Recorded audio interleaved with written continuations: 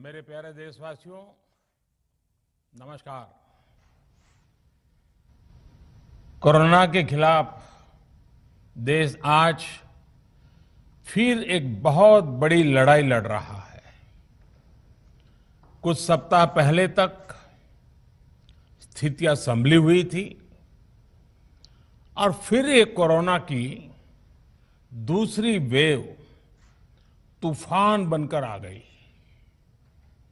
जो पीड़ा आपने सही है, जो पीड़ा आप सह रहे हैं, उसका मुझे पूरा एहसास है।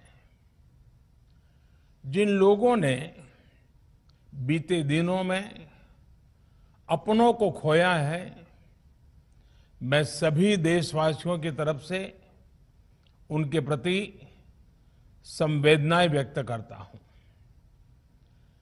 परिवार के एक सदस्य के रूप में मैं आपके दुख में शामिल हूं।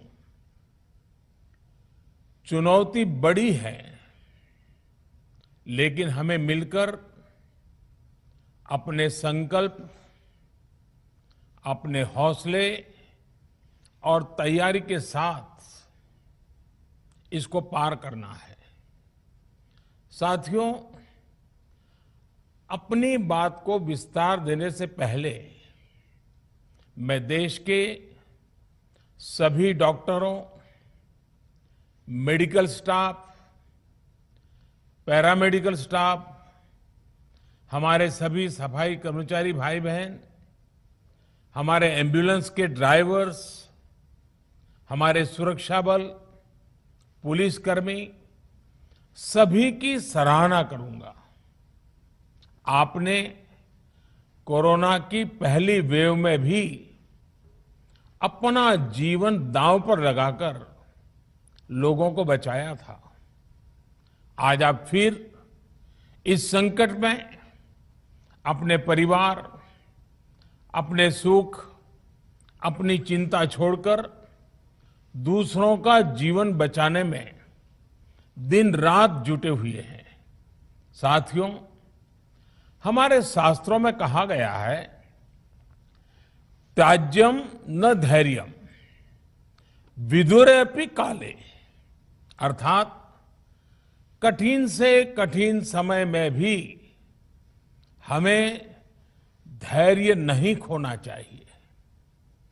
किसी भी परिस्थिति से निपटने के लिए हम सही निर्णय लें, सही दिशा में प्रयास करें, तभी हम विजय हासिल कर सकते हैं। इसी मंत्र को सामने रखकर आज देश दिन रात काम कर रहा है। बीते कुछ दिनों में जो फैसले लिए गए हैं, जो कदम उठाए गए हैं, वो स्थिति को तेजी से सुधारेंगे। इस बार कोरोना संकट में देश के अनेक हिस्से में ऑक्सीजन की डिमांड बहुत ज्यादा बढ़ी है। इस विषय पर तेजी से और पूरी संवेदनशीलता के साथ काम किया जा रहा है। केंद्र सरकार, राज्य सरकारें, प्राइवेट सेक्टर, सभी की पूरी कोशिश है कि हर जरूरतमंद को ऑक्सीजन मिले। ऑक्सीजन प्रोडक्शन और सप्लाई को बढ़ाने के लिए भी कई स्तरों पर उपाय किए जा रहे हैं। राज्यों में नए ऑक्सीजन प्लांट्स हो, 1 लाख नए सिलेंडर पहुंचाने हो, औद्योगिक इकाइयों में इस्तेमाल हो रही ऑक्सीजन का मेडिकल इस्तेमाल हो, ऑक्सीजन रेल हो, हर प्रयास किया जा रहा है।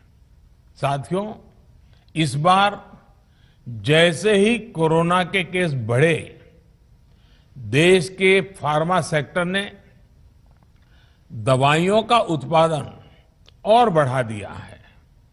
आज जनवरी फरवरी की तुलना में देश में कई गुना ज्यादा दवाइयों का प्रोडक्शन हो रहा है।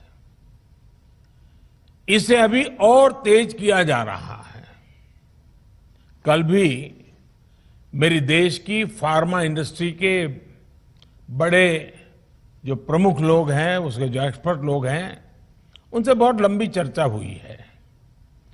प्रोडक्शन बढ़ाने के लिए हर तरीके से दवाई कंपनियां की मदद ली जा रही है। हम सौभाग्यशाली हैं कि हमारे देश के पास इतना बड़ा मजबूत फार्मा सेक्टर है जो बहुत अच्छी और तेजी से दवाइयां बनाता है।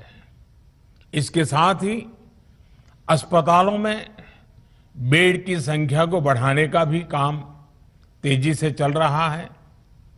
कुछ शहरों में ज्यादा डिमांड को देखते हुए विशेष और विशाल कोविड हॉस्पिटल बनाए जा रहे हैं।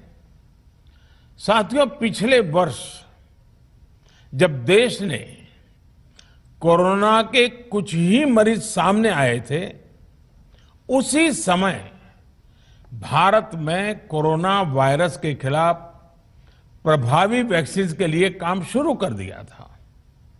हमारे वैज्ञानिकों ने दिन रात एक करके बहुत कम समय में देशवासियों के लिए वैक्सीन विकसित की है। आज दुनिया की सबसे सस्ती वैक्सीन भारत में है।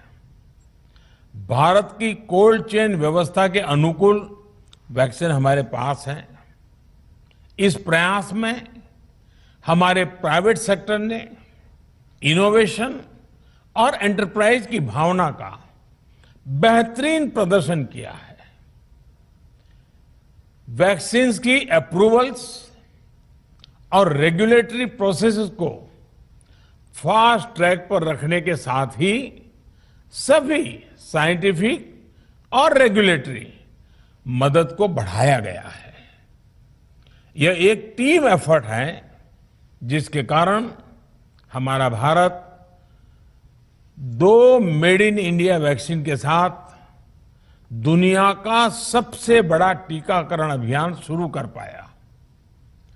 टीकाकरण के पहले चरण से ही गति के साथ ही इस बात पर जोर दिया गया कि ज्यादा से ज्यादा क्षेत्रों तक, जरूरतमंद लोगों तक वैक्सीन पहुंचे। दुनिया में सबसे तेजी से भारत में पहले 10 करोड़, फिर 11 करोड़ और अब 12 करोड़ वैक्सीन डोज दिए गए हैं। आज कोरोना से इस लड़ाई में हमें हौसला मिलता है कि हमारे health care workers, frontline corona warriors और सीनियर सिटीजन्स के एक बड़े हिस्से को वैक्सीन का लाभ मिल चुका है। साथियों, कल ही वैक्सीन को लेकर हुए एक और अहम फैसला भी हमने किया है। 1 मई के बाद से 18 वर्ष के ऊपर के किसी भी व्यक्ति को वैक्सीनेट किया जा सकेगा। अब भारत में जो वैक्सीन बनेगी उसका आधा हिस्सा सीधे राज्यों और अस्पतालों को भी मिलेगा। इस बीच गरीबों, बुजुर्गों, निम्न मध्यम वर्ग के लोग 45 वर्ष की आयु के ऊपर के व्यक्तियों के लिए केंद्र सरकार का जो वैक्सीन कार्यक्रम चल रहा है वो भी उतनी ही तेजी से जारी रहेगा। पहले की तरह ही सरकारी अस्पतालों में मुफ्त वैक्सीन मिलती रहेगी, जिसका फायदा, जैसा मैंने कहा, हमारे गरीब परिवार हो, हमारे मध्यम वर्ग, निम्न मध्यम वर्ग के परिवार हो, वो उनका लाभ उठा सकेंगे। साथियों, हम सभी का प्रयास जीवन बचाने के लिए है, और जीवन बचाने के लिए तो है ही। प्रयास से भी ये है कि आर्थिक गतिविधियां और आजीविका कम से कम प्रभावित हो। प्रयास का तरीका यही रखा जाए। वैक्सीनेशन को 18 वर्ष की आयु के ऊपर के लोगों के लिए ओपन करने से शहरों में जो हमारे वर्कफोर्स है उसे तेजी से वैक्सीन उपलब्ध होगी। राज्यों और केंद्र सरकार के प्रयासों से श्रमिकों को भी तेजी से वैक्सीन मिले लगेगी। मेरा राज्य प्रशासन से आग्रह है कि वो श्रमिकों का भरोसा जगाए रखे। उनसे आग्रह करें कि वो जहां है वहीं रहे। राज्यों द्वारा दिया गया ये भरोसा उनकी बहुत मदद करेगा कि वो जिस शहर में है वहीं पर अगले कुछ दिनों में वैक्सीन भी लगेगी और उनका काम भी बंद नहीं होगा। साथियों, पिछली बार जो परिस्थितियां थी वो अभी से काफी भिन्न थी। तब हमारे पास इस वैश्विक महामारी से लड़ने के लिए कोरोना स्पेसिफिक मेडिकल इंफ्रास्ट्रक्चर नहीं था। आप याद करिए देश की क्या स्थिति थी। कोरोना टेस्टिंग के लिए पर्याप्त लैब नहीं, पीपीई का कोई प्रोडक्शन नहीं, हमारे पास इस बीमारी के ट्रीटमेंट के लिए कोई खास जानकारी भी नहीं। लेकिन बहुत ही कम समय में हमने इन चीजों में सुधार किया। आज हमारे डॉक्टरों ने कोरोना के इलाज की बहुत ही अच्छी एक्सपर्टीज हासिल कर ली है। वो ज्यादा से ज्यादा जीवन बचा रहे हैं। आज हमारे पास बड़ी मात्रा में पीपीई किट्स हैं, लैब्स का बड़ा नेटवर्क है और हम लोग टेस्टिंग की सुविधा को निरंतर बढ़ा रहे हैं। साथियों, देश ने कोरोना के खिलाफ अब तक बहुत मजबूती से और बहुत धैर्य से लड़ाई लड़ी है। इसका श्रेय आप सभी को, सभी देशवासियों को ही जाता है। अनुशासन और धैर्य के साथ कोरोना से लड़ते हुए आप देश को यहां तक लाए हैं। मुझे विश्वास है जन भागीदारी की ताकत से हम कोरोना के इस तूफान को भी परास्त कर पाएंगे।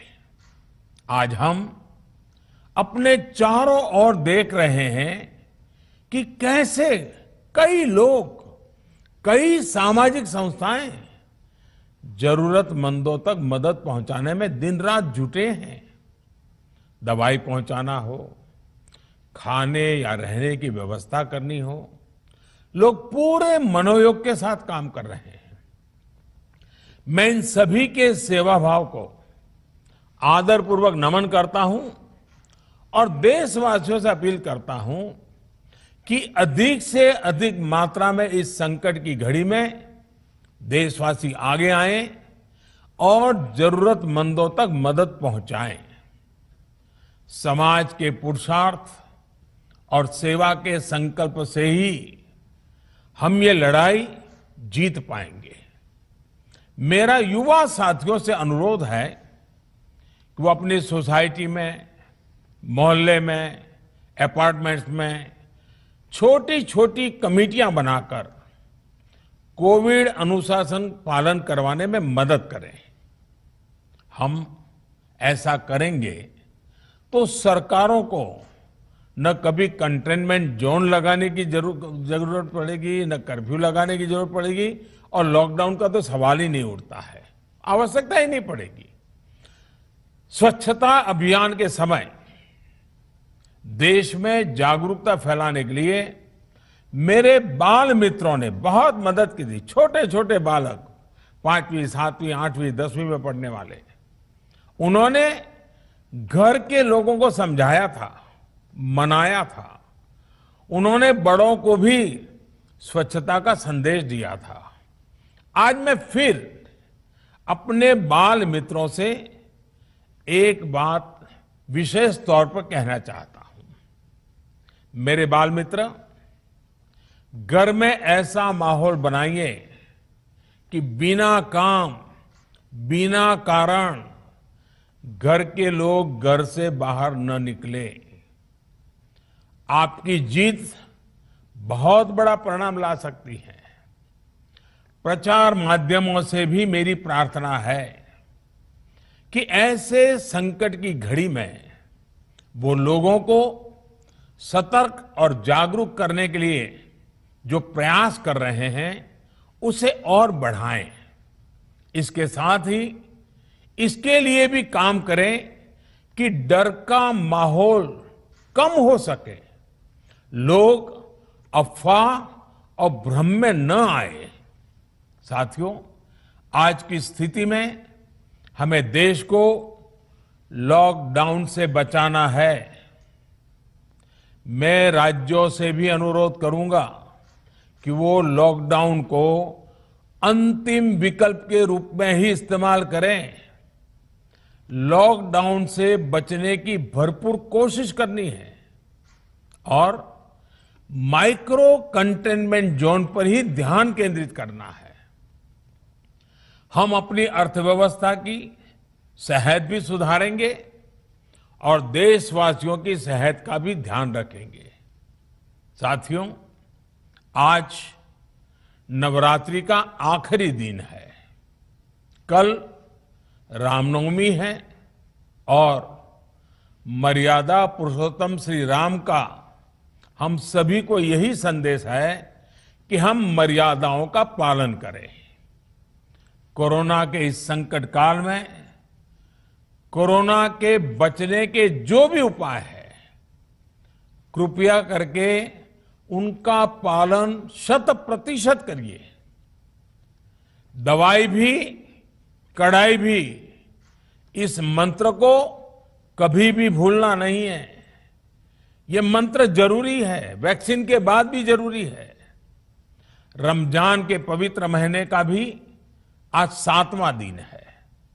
रमजान हमें धैर्य, आत्मसंयम और अनुशासन की सीख देता है। कोरोना के खिलाफ जंग जीतने के लिए अनुशासन भी, उसकी भी उतनी ही जरूरत है। जब जरूरी हो तभी बाहर निकले। कोविड अनुशासन का पूरा पालन करें। मेरा आप सभी से यही आग्रह है।